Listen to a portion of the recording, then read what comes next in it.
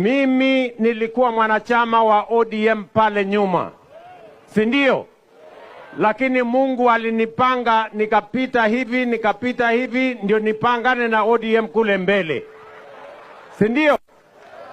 Mheshimiwa Raila Amolo Odinga, si ndio? Yeye ndiye alitufundisha siasa, si namna hiyo? Mimi nilikuwa mwanafunzi wa kwanza katika darasa la Raila Amolo Odinga. Hata mimi kuwa rais yeye amechangia sehemu kubwa.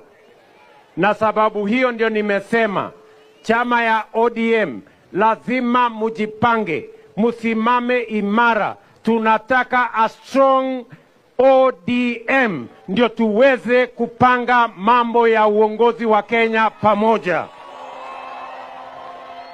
ODM hoye!